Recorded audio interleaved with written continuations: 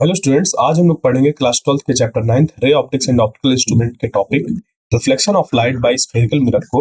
तो देखिए, अभी तक इस पे हम लोग ने पढ़ा है कि अगर हमारे पास स्फेरिकल मिरर है जैसे कि कॉन्वेक्स या कॉनकेव, और हमने अभी तक जो चीजें पढ़ी वो कॉनकेव के बारे में पढ़ी हैं और वो एप्लीकेबल है हमारे कॉन्वेक्स के लिए भी। ठीक है, तो ये देखा था कि जो एफ होता है हमारा फोकल लेंथ वो बराबर होती है r/2 के, r जहां पर कि रेडियस ऑफ कर्वेचर होता है। दूसरा, हम लोग ने डिराइव किया था मिरर इक्वेशन को, जो कि रिलेट करती है position of image, position of object और फोकल लेंथ को। यानी कि अगर हमें ऑब्जेक्ट की पोजीशन पता है, फोकल लेंथ पता है उस मिरर की, तो हम लोग ये पता कर सकते हैं कि इमेज कहां पर फॉर्म होगी। तो यहां से हमें ये चीज मिल गई। बट आपने ये भी देखा होगा कि जो ऑब्जेक्ट होता है उसकी इमेज या तो कभी छोटी होती है या तो कभी बड़ी होती है। देखा है कि नहीं देखा है? यानी कि जो ऑब्जेक्ट हमारा किसी साइज का है, जो इमेज फॉर्म हो रही है उसमें डिफरेंस है, उनके साइज पे डिफरेंस है। तो इस डिफरेंस को जब हम लोग एक्सप्रेस करते हैं एक रेशियो के टर्म्स पे, तो वो हमारा कहलाता है मैग्निफिकेशन। यानी कि देखिए, याद करिए, जैसे आप मोबाइल वगैरह यूज करते हैं या कंप्यूटर यूज करते हैं, तो उसमें एक टर्म हम लोग यूज करते हैं कि जूम कर दीजिए, जूम इन जूम आउट बोलते हैं। जूम इन जूम आउट करने का क्या मतलब है? अगर मान लीजिए कि आपका जो ऐसा स्क्रीन डिस्प्ले हो रहा है, जो यहां पर मान लीजिए कि कोई इंसान है, उसकी फोटो है, और उस फोटो पे आप क्या कर रहे हैं? जूम इन कर रहे हैं। तो ये जो फोटो है, इसको अगर आप मान ले कि ये ओरिजिनल ऑब्जेक्ट है, ठीक है, ये क्या है? ऑब्जेक्ट है। यानी कि अब इसको आपने क्या किया? जूम किया। तो जब आप जूम करते हैं तो ये जो चेहरा है, मान लीजिए चेहरे पे आपने जूम किया, तो वो कुछ इतना बड़ा ऐसे दिखने लगा। ठीक है, इतना बड़ा ऐसे दिखने लगा, समझ रहे? इतना ऐसा। तो जो यहां पर हमारा था ऑब्जेक्ट और ये जो उसकी इमेज फॉर्म हुई, इन दोनों के साइज पे क्या है? डिफरेंस है। तो हम लोग बोलते हैं 1x zoom, 2x zoom, 3x zoom, 5x zoom होता है। ये कैमरे पे भी जब फोटो खींचते हैं तो जूम करते हैं हम लोग, उस पे भी क्या करते हैं? जो ऑब्जेक्ट दूर है उसको हम पास लाते हैं, बोलते हैं 1x जूम है, 2x जूम है, 3x जूम है, ऐसे बोलते हैं। यानी कि एक तरीके से वहां पर क्या हो रहा है? मैग्निफिकेशन हो रहा है। क्या हो रहा है? मैग्निफिकेशन। यानी कि जो ऑब्जेक्ट अभी कुछ साइज का था, उसका इमेज हमें बड़ी मिल रही है। मैग्निफिकेशन अगर हमारा निगेटिव हो तो उसका मतलब होता है कि इमेज छोटी फॉर्म हो रही है। ठीक है, या रेशियो जो मतलब जो मैग्निफिकेशन हमारा निगेटिव होता है, तो उस केस में जो हमारी इमेज फॉर्म होती है वो कैसी होती है कि वो हमारी इमेज हमारी छोटी भी हो सकती है ऑब्जेक्ट से और बड़ी भी हो सकती है, बट वो हमेशा रियल होती है। माइनस साइन से हमें ये पता चलता है कि जो मैग्निफिकेशन है वो रियल है। तो इन सब चीजों को मैं एक्सप्लेन करूंगा। तो मैग्निफिकेशन से आपको कुछ कुछ समझ पे आ रहा होगा कि क्या मतलब है। यानी कि अगर हम बात करें कि जो इमेज है, इमेज का साइज और ऑब्जेक्ट का जो साइज है, ये इमेज का साइज और ऑब्जेक्ट का जो साइज है, इनके साइज का जब हम क्या ले लेते हैं? रेशियो। यानी कि इसको डिवाइडेड बाय इसको, इससे करते हैं। ठीक है, इसको जब हम डिवाइड करते हैं इससे, इमेज के साइज को जब हम डिवाइड करते हैं ऑब्जेक्ट से, तो हमें पता चल जाता है कि इमेज कितने टाइम्स थी। यानी कि मान लीजिए कि जो इमेज है वो हमारी 5 मीटर की बनी और जो ऑब्जेक्ट था वो 1 मीटर का था, तो हम कहेंगे कि 5x जूम। कितना? 5x zoom. यानी कि 1 मीटर में इंटू 5 कर दिया गया तो बन गया 5 मीटर। ये ऑब्जेक्ट में 5x जूम हुआ तो 5 मीटर की हमें इमेज मिल रही है। क्लियर हुआ? समझ पे आया? मतलब एक तरीके से हमने क्या किया? जो इमेज है उसको मैग्नीफाई कर दिया। तो सेम चीज यहां पर भी हम लोग यूज करते हैं। तो अगर हमारे पास एक ऑब्जेक्ट है जिसकी की हाइट कितनी है? h है। कितनी है? h है। और एक इमेज है जिसकी हाइट आ रही है हमारी h प्राइम। तो h prime divided by h, ये जो रेशियो होता है ये कहलाता है हमारा मैग्निफिकेशन। क्या कहलाता है? मैग्निफिकेशन कहलाता है। यानी कि इसकी जो डेफिनेशन हमारी बनी वो ये हो गई, the size of image relative to that size of object is another important quantity to consider. We define linear magnification. क्या? linear magnification। angular magnification भी होता है हमारा, और जो अभी हमने बताया जो उसकी साइज को हम लोग डायरेक्ट देखते हैं तो वो कहलाता है हमारा linear magnification। तो we define linear magnification m, linear magnification m as the ratio of height of image to the height of object। ये हमारा कहलाता है लीनियर मैग्निफिकेशन। लीनियर मैग्निफिकेशन से मीनिंग ये है कि हम इसके सिंपल जो साइज था उसका रेशियो देख रहे हैं, ना कि एंगल्स पर रेशियो देख रहे हैं। ठीक है, एंगल्स पे रेशियो का मतलब ऐसा हो जाता है, एंगुलर मैग्निफिकेशन उसको कहते हैं। उसका मीनिंग ये हो जाता है कि मान लीजिए वो एक्चुअली tan थीटा निकल कर आता है, ठीक है, थीटा के टर्म्स पे निकल कर आता है। और उसका मीनिंग ये होता है कि मान लीजिए कि एक ऑब्जेक्ट है, ओके, एक बिल्डिंग है, ठीक है, ये बिल्डिंग है। इस बिल्डिंग को कोई ऑब्जर्वर इस जगह पर खड़े होकर ऑब्जर्व कर रहा है, ठीक है, इस जगह पर खड़े होकर वो ऑब्जर्व कर रहा है, यानी कि उसकी जो आंखें हैं वो इस जगह पर, ठीक है। तो यहां पर अगर हम देखें कि कितना एंगल फॉर्म हो रहा है उसकी आंखों पर, तो वो कितना फॉर्म होगा, इतना, ये कुछ एंगल फॉर्म होगा, मान लीजिए θ1। अब यही सेम इंसान अगर खड़ा हो इस जगह पर और यहां से आप इस बिल्डिंग को देखें, तो एंगल क्या हो जाएगा, बढ़ जाएगा। एंगल क्या हो जाएगा, बढ़ जाएगा। अगर यहां से देखें तो एंगल और बढ़ जाएगा। कहने का मतलब कि अगर हम इसको ये माने, ठीक है, अगर इस चीज को हम ये माने कि ये जो यहां से जब देख रहा था तो ये था ऑब्जेक्ट हमारा, ठीक है, ये ऑब्जेक्ट था। इसी ऑब्जेक्ट को देखने के लिए जब ये पास गया तो ये ऑब्जेक्ट इसको यहां पर देखो इसके आंखों पर बड़ा एंगल बनाएगा। क्या बनाएगा, बड़ा एंगल बनाएगा। और ये जब और पास जाएगा तो यही सेम ऑब्जेक्ट इसकी आंखों में और बड़ा एंगल फॉर्म करेगा, जिसकी वजह से जो बड़ी बड़ी बिल्डिंग्स होती हैं पास में जाने में बहुत बड़ी ऐसे दिखाई देती है। देखते ना, ऐसे खड़े हो जाते हैं नीचे होकर, अरे इतनी बड़ी बिल्डिंग। तो क्या हो रहा है, एंगल हमारा हॉरिजॉन्टल से बहुत ज्यादा हो रहा है, ठीक है, एंगल क्या हो रहा है, बहुत ज्यादा हो रहा है। बात समझ पे? तो जब हम लोग एंगल्स के टर्म्स पे देखते हैं कि जो इमेज है और ऑब्जेक्ट है, ऑब्जेक्ट का एंगल और इमेज का एंगल, उस पे कैसा रेशियो है, वो हमारा कहलाता है एंगुलर मैग्निफिकेशन। अब देखिए यहां पर तो हमने सिर्फ एक बिल्डिंग के एग्जांपल से ये आपको समझाया था कि जब जैसे जैसे हम पास जाते हैं बिल्डिंग आपको बड़ी दिखती जाती है, कि बड़ी, बहुत बड़े साइज की है, जिसकी वजह से आपको अपना एंगल ऐसे बढ़ाना होता है, ठीक है, यानी कि एंगल बढ़ता है जब हमें कोई चीज बड़ी दिखाई देती है। तो मान लीजिए कि एक हमारा ऑब्जेक्ट था और उस ऑब्जेक्ट की इमेज इतनी बड़ी बनी, ठीक है, उस ऑब्जेक्ट की इमेज इधर बनी और ऑब्जर्वर जो है वो उसी जगह पर है। तो ऑब्जर्वर के लिए जो यहां पर ये बनेगा, ठीक है, ऑब्जर्वर के लिए जो यहां पर बनेगा एंगल, वो कुछ कम होगा as compare to this angle, ठीक है।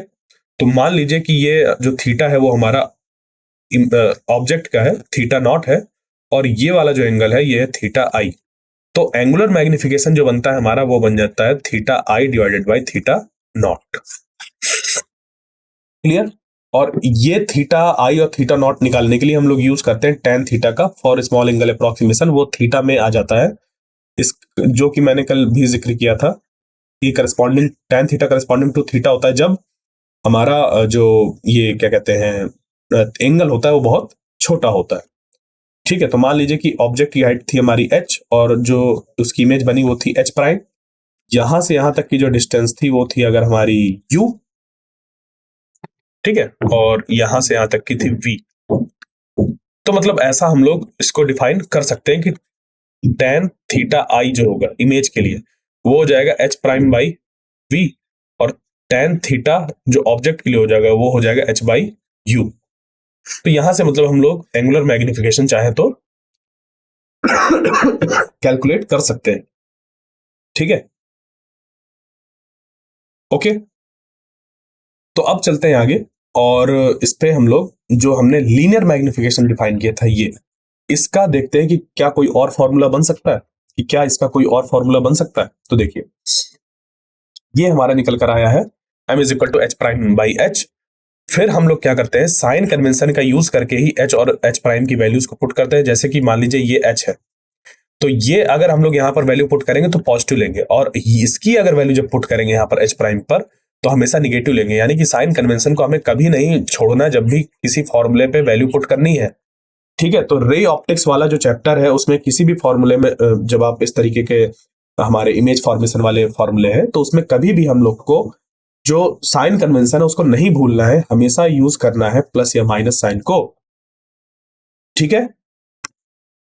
फिर यहां पर देखिए कि जैसे मैंने बताया कि अभी ये जो मैग्निफिकेशन था हमारा एच प्राइम बाई एच, इसको थोड़ा सा मॉडिफाई करके वी और यू के टर्म्स पर ला रहा है। तो देखिए हमारे पास दो ट्राइंगल है, मान लीजिए ए प्राइम बी प्राइम पी, ए प्राइम बी प्राइम पी, यानी कि ये ट्राइंगल और इसके जो सिमिलर ट्राइंगल्स था वो कौन सा था, ये वाला।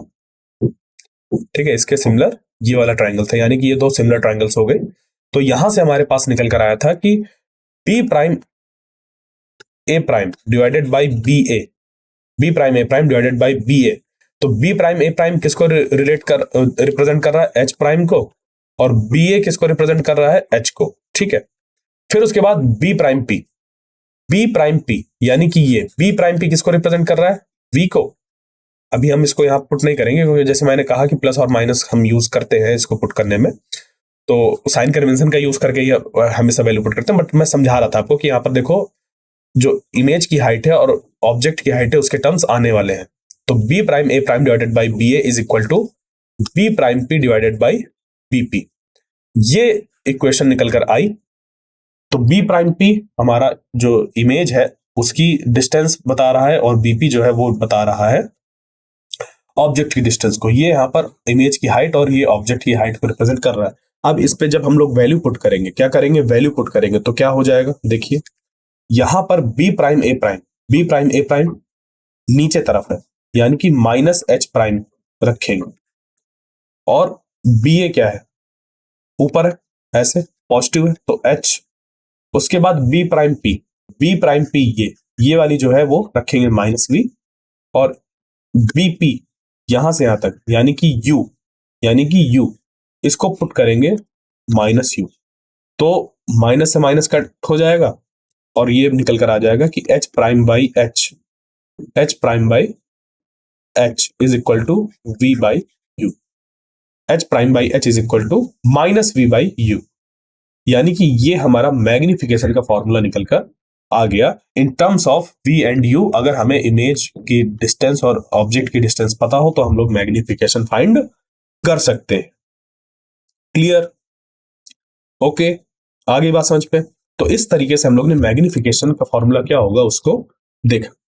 अब बढ़ते हैं आगे, तो ये हमारा रिलेशन निकल कर आ गया, ये याद रखिएगा। तो हमारे पास कौन कौन से फॉर्मूले हो गए, एक तो F is equal to R by two, दूसरा 1 by V plus 1 by U is equal to 1 by F.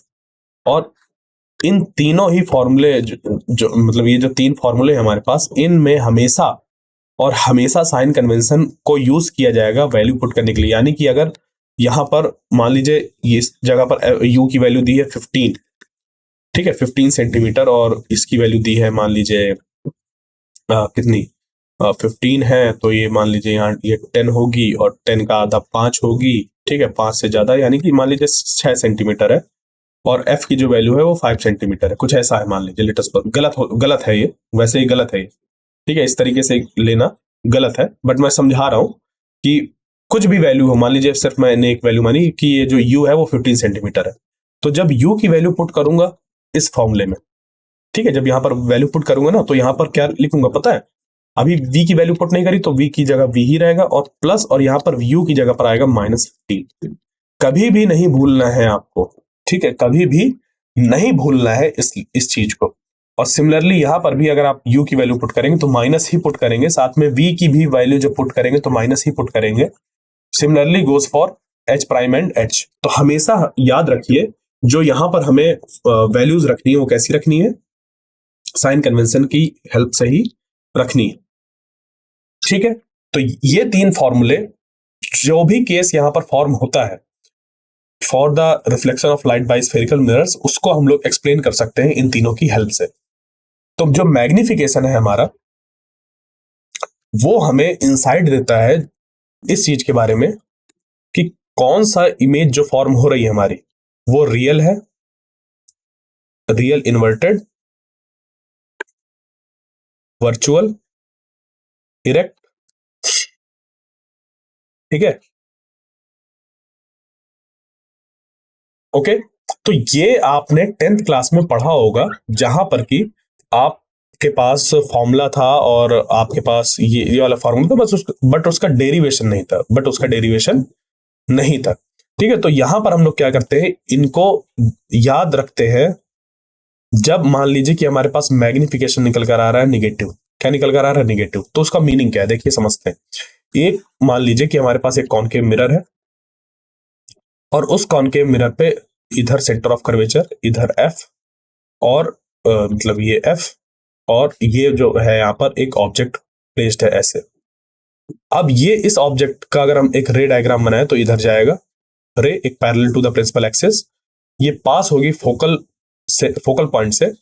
फिर अगर हम एक रे बनाए पोल से पास होती हुई, ठीक है, एक पोल से पास होती हुई अगर बनाए, तो पोल से पास होने के बाद ये कहाँ जाएगी, ऐसे हो जाएगी, और ये कहीं जाकर इस जगह पर मीट करेगी। ठीक है, अब देखिए यहाँ पर ये ऐसे जाएगा और ये यहाँ कहीं जाकर मीट करेगी।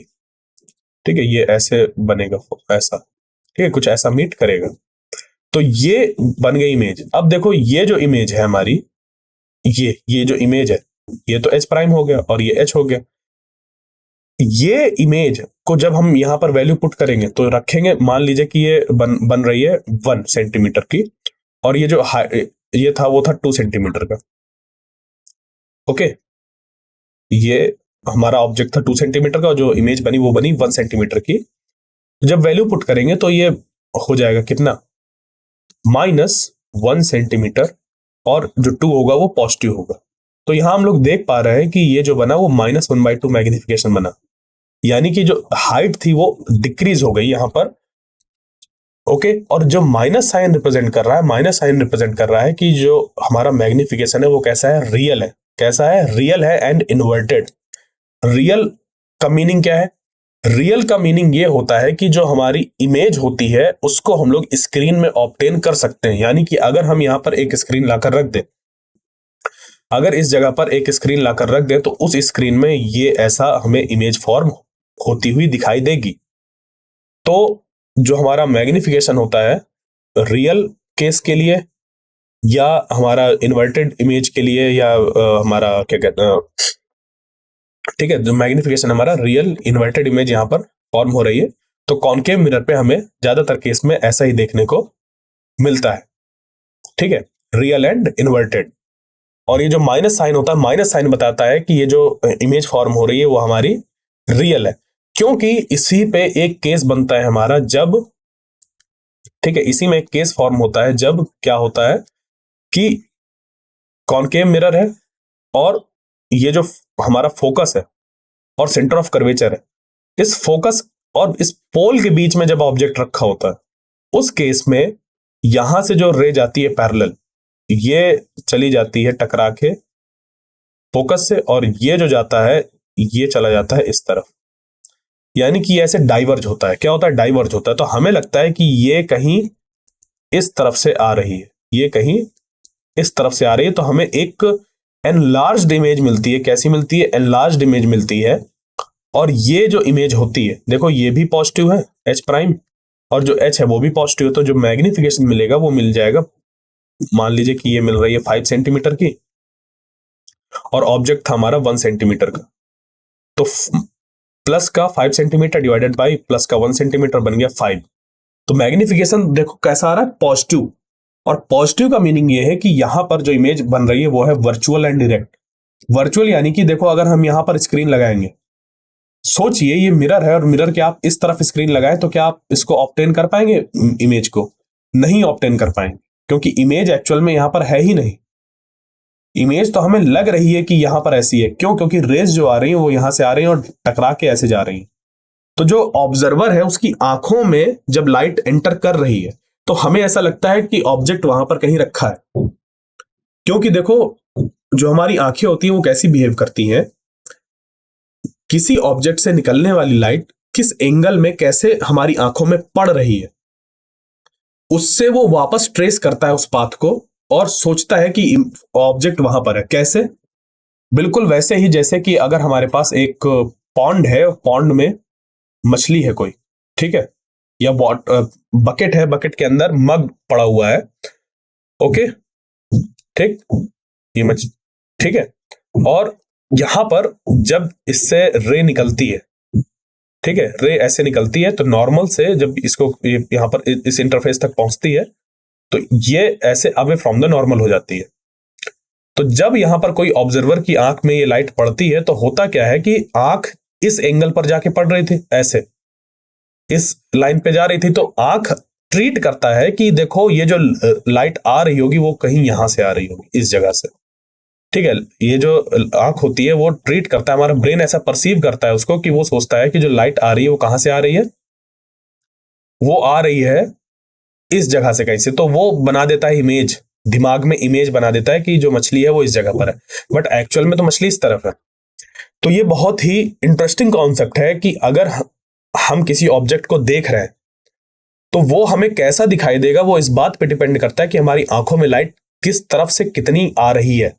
उससे कितनी लाइट प्रोड्यूस हो रही है उससे ज्यादा मतलब नहीं है, हमारी आंखों तक कैसे आ रही है वो मैटर करता है। बिल्कुल वैसा ही जैसे कि सन की बात करें कि जो सन होता है हमारा, सनसेट के टाइम और सनराइज के टाइम रेड दिखाई देता है, होता है कि नहीं होता है? क्यों होता है? क्योंकि आपने इसको 10th क्लास में पढ़ा होगा कि जब मान लीजिए कि ऑब्जर्वर है इस जगह पर और सन है यहां पर हॉरिजन के पास, तो इसकी रेस को बहुत ज्यादा डिस्टेंस ट्रेवल करनी होती है इस ड्यूरेशन पर, जिसकी वजह से ज्यादातर जो कलर्स होते हैं वो स्कैटर हो जाते हैं। क्या हो जाते हैं? स्कैटर हो जाते हैं, यानी कि फैल जाते हैं चारों तरफ। क्या हो जाते हैं? फैल जाते हैं। ठीक है, तो जब ये ऐसे चारों तरफ स्कैटर होते हैं, जिसकी वजह से सिर्फ और सिर्फ रेड लाइट ही आंखों तक पहुंच पाती है, तो ऐसा लगता है कि जो सन है वो भी रेड लाइट को ही प्रोड्यूस कर रहा है, बाकी कोई प्रोड्यूस नहीं कर रहा है। बात समझ पे आई? तो हमारा दिमाग ऐसा ट्रेंड हो चुका है कि किस तरीके से लाइट हमारी आंखों में पड़ रही है, किस एंगल पर फॉर्म आकर हो रही है, उसी के अपोजिट डायरेक्शन पर ट्रेस करता है पाथ को और कह देता है कि यहां पर ऑब्जेक्ट है, बट एक्चुअल में वो उसकी इमेज होती है। वो क्या होती है? उसकी इमेज होती है, ऑब्जेक्ट वहां पर एक्चुअल में होता ही नहीं है। जैसे कि ये वाला केस था कि यहां पर इसकी इमेज है, ऑब्जेक्ट तो एक्चुअल में यहां पर है। ऑब्जेक्ट से लाइट निकली, ऐसे गई, दिमाग को लगा कि ये यहां से कहीं से आ रही, तो ये एक्चुअल में इमेज है। क्या है? ये इमेज फॉर्म हो रही है। ओके, क्लियर यहां तक? तो मैग्निफिकेशन के लिए आपको याद रखना है कि मैग्निफिकेशन अगर हमारा निगेटिव में निकल कर आता है तो वो बताता है रियल एंड इन्वर्टेड, और अगर 1 से छोटा आता है, मैग्निफिकेशन अगर 1 से छोटा आता है यानी कि और साथ में माइनस है, 1 से छोटा और कैसा है? माइनस है। ठीक है, यानी कि ये जो वैल्यू है मॉड ऑफ एम जो है, मॉड ऑफ एम जो है हमारा, अगर वो 1 से छोटा है, मॉड ऑफ एम जो है वो 1 से अगर छोटा है, तो ये जो इमेज फॉर्म होती है वो हमारी डिमिनिश्ड होती है, यानी कि एक्चुअल जो ऑब्जेक्ट है उसकी हाइट से कम हाइट उसकी होती है। और अगर मैग्निफिकेशन हमारा साथ में निगेटिव हो, कैसा हो? निगेटिव, यानी कि वो रियल एंड इन्वर्टेड होगी, तो रियल, इन्वर्टेड और डिमिनिश्ड होगी इस केस में, -1/2 जैसे लिखा है।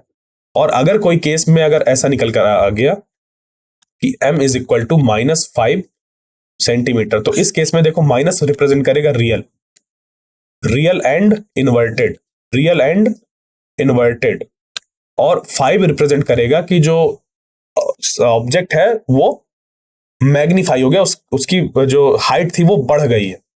ठीक है, जो ऑब्जेक्ट था उसकी हाइट बढ़ गई है एज अ इमेज, इमेज में जो हाइट है वो हमें बढ़ी हुई मिल रही है, तो वो एनलार्ज्ड होता है। क्या कहते हैं उसको? Enlarged, enlarged. नोट कर लिए कीजिए इन चीज को, जिससे कि आपको नोट्स बनाने में सहायता मिलेगी। ठीक है, क्योंकि नोट्स आपके खुद के होने चाहिए, कहीं और से आप अगर नोट्स ले रहे हैं तो उसका कोई मीनिंग नहीं है। क्लियर? यहां तक समझ पे आ गया? तो इस तरीके से हमारा जो ये टॉपिक था reflection of light by spherical mirrors, वो एंडिंग में आ गया। ठीक है, यहां पर ये आकर एंड हो गया मैग्निफिकेशन के साथ। क्लियर? तो वर्चुअल इमेज जो होती है हमेशा हमारी कैसी होती है? इरेक्ट होती है। Okay, clear? ये भी हमारी दो तरीके की हो सकती है, एक तो डिमिनिश्ड और एक हमारी एनलार्ज्ड। तो कॉनकेव मिरर के केस में जैसे ये बनता है हमारा एक इमेजनरी, वो होता है वर्चुअल इरेक्ट एंड एनलार्ज्ड। क्या होता है? एनलार्ज्ड। बट जब सेम चीज किस पे फॉर्म होती है? कॉन्वेक्स में। किस पे? कॉन्वेक्स मिरर के केस में। तो यहां पर क्या होता है, जो प्रिंसिपल एक्सिस है मान लीजिए ऐसी, इस प्रिंसिपल एक्सिस में इस प्रिंसिपल एक्सिस में जो बनेगा हमारा वो बन गया इस तरफ F, और ये हमारा बन गया मान लीजिए सेंटर ऑफ, एक्चुअली ये F इधर नहीं बनेगा, F इधर बनेगा, F इधर बन गया और सेंटर ऑफ कर्वेचर इधर बन गया। ठीक है, तो कोई लाइट मान लीजिए पैरेलल आ रही है तो वो यहां से ऐसे रिफ्लेक्ट होकर जाएगी कि लगेगा कि वो फोकस से निकल रही है, यानी कि रिफ्लेक्ट होके ये ऐसे चली जाएगी। और जब दूसरी रे आएगी, ठीक है, दूसरी रे आ रही है, मान लीजिए कि वो इस ऑब्जेक्ट से निकली है हमारी और ये आकर इस पोल में फॉल हुई है, तो इस पोल से टकराकर ये किधर रिफ्लेक्ट हो जाएगा, इस तरफ। तो देख रहे हैं यहां पर ये रे जा रही है इस तरफ और ये रे जा रही है इस तरफ, यानी कि जब इनको ट्रेस करेंगे पीछे तो ये कहीं ऐसे जाकर मीट करेंगे, यानी कि ऑब्जेक्ट यहां पर कहीं हमें दिखाई देगा। अब जब इस जगह पर हम स्क्रीन पुट करेंगे तो देखो एक्चुअल में तो लाइट उधर जा ही नहीं रही, लाइट तो इधर टकरा के आ रही है। तो स्क्रीन इधर पुट करने में, यानी कि समझिए ना, मान लीजिए कि हमारे पास क्या है, ये कॉनकेव, हमारे पास एक ये वाली जो सरफेस है ना, ये एक्चुअल में हमारी कॉन्वेक्स सरफेस है। ठीक है, तो इस कॉन्वेक्स सरफेस में अब लाइट जो आ रही है वो इधर से आ रही है, इधर आकर फॉल हो रही है, इधर आकर क्या हो रही है, लाइट फॉल हो रही है। अब मैं स्क्रीन इस तरफ लगा दूं तो क्या आपको वो मिलेगा, इमेज मिलेगी? आपको नहीं मिलेगी।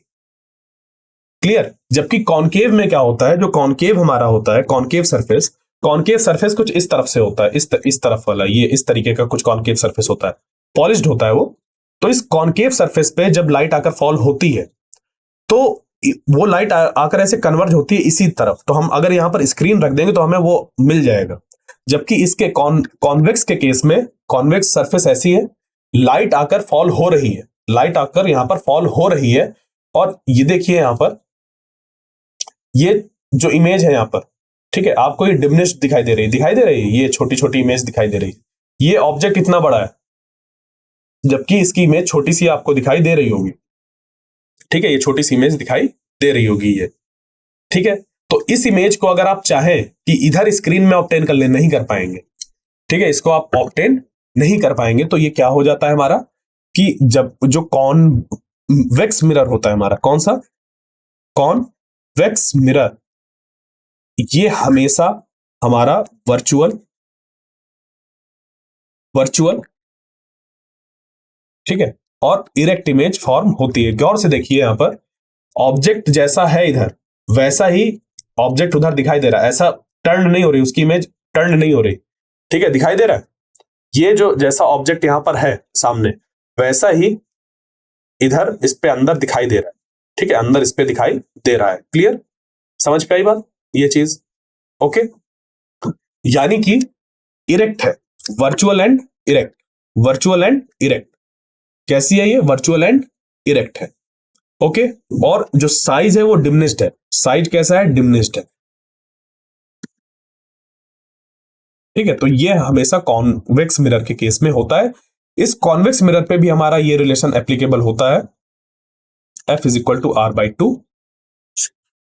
यहां पर 1 by V plus 1 by U is equal to 1 by F, और जो हमारा मैग्निफिकेशन का था H prime by H is equal to minus V by U। Okay, ये तीनों हमारे इस पे एप्लीकेबल होते हैं, बट हमें क्या लेना होता है? Proper sign convention. Proper sign convention के बाद ये सारी चीजें हमारी एप्लीकेबल होती है। तो आई होप जो आज का लेक्चर था वो आपको समझ पे आया होगा। अब हम नेक्स्ट लेक्चर में रिफ्रैक्शन के बारे में पढ़ेंगे। किसके बारे में? रिफ्रैक्शन। अभी तक हम लोग रिफ्लेक्शन पढ़ रहे थे, अब पढ़ेंगे रिफ्रैक्शन, यानी कि लाइट एक मीडियम से निकलकर दूसरे मीडियम पर जाएगी। तो मिलते हैं नेक्स्ट लेक्चर पे। हम लोग कुछ मतलब पहले एग्जांपल्स को सॉल्व करेंगे इस पे बेस्ड, फिर उसके आगे वो टॉपिक्स को पढ़ेंगे। बट अभी जो इसका नेक्स्ट लेक्चर होगा उस पे हम लोग एग्जांपल्स को सॉल्व करेंगे, फिर उसके बाद फिर जाकर हम लोग रिफ्रैक्शन को पढ़ेंगे। यानी कि अगला जो पढ़ने वाला जो हमारा टॉपिक है वो रिफ्रैक्शन है। जरूरी नहीं कि नेक्स्ट लेक्चर पर ही हो, बट हम लोग जो इसका नेक्स्ट टॉपिक होगा वो रिफ्रैक्शन को पढ़ेंगे आगे। तो हम लोग अभी एग्जाम्पल करेंगे इस पे बेस्ड। ओके, तो मिलते हैं नेक्स्ट लेक्चर में, तब तक के लिए थैंक यू।